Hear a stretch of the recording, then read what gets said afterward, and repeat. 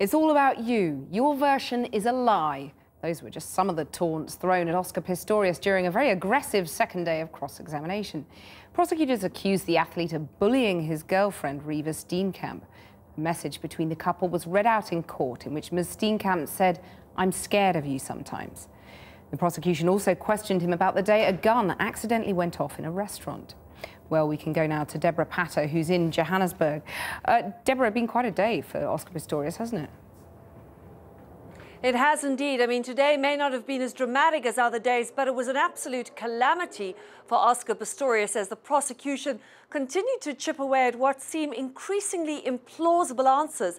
They painted him as a jealous bully, a man who refuses to accept responsibility for anything.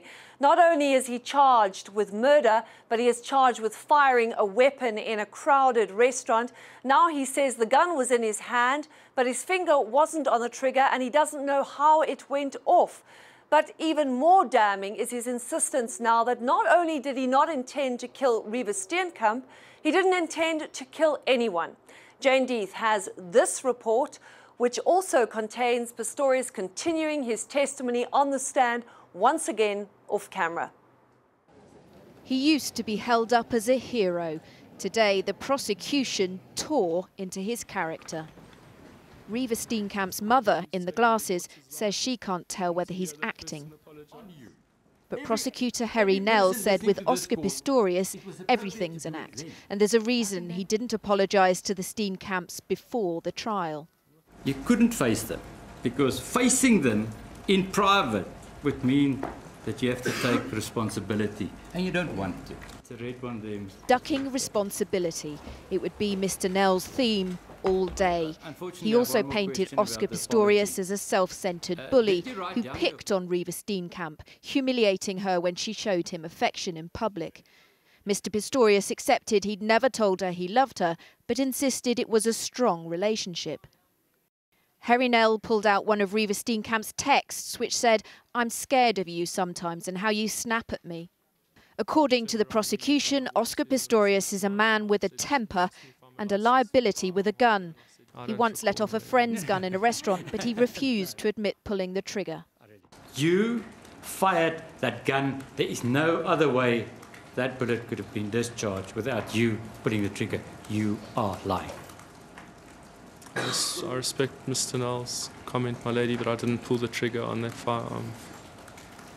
But Oscar Pistorius got a friend to say he let off the gun.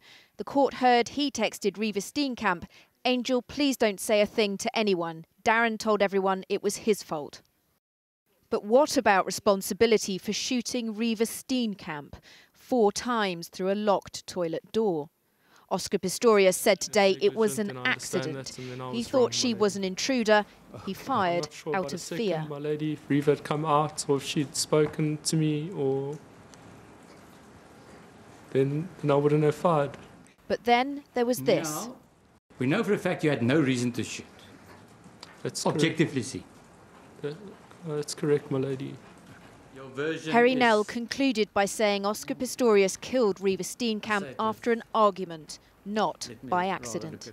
Your version is so improbable that nobody would ever think it's reasonably possibly true. It's so improbable.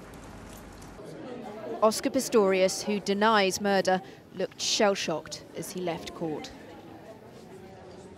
Well, that last comment by Harry Nell was perhaps the most telling of all. He's painting out that Oscar Pistorius is a liar, a man who fabricated a version of events, and he also got a concession from him that he never really intended to shoot anyone. In fact, there was no reason to shoot at all. This is not good for his case, because even if he is found not guilty of shooting Reeva Steenkamp, he could still be found guilty of murder. The prosecution also picked away at some of his inconsistencies. The fact that he woke up to bring a fan into the room. He couldn't say where the fan was plugged in or where he put it. Harry Nell was so incredulous at one point at some of his answers that he burst out laughing, prompting a scolding from the judge, who said that this isn't entertainment. Well, that may be the case. It is a murder trial after all. That doesn't mean South Africans aren't glued to their television screens, listening on their radios, watching on their Twitter timelines. The only people who were not laughing today was the defence. They looked very glum at Pistorius' performance. Not just South Africans glued. Debora in Johannesburg, thank you very much.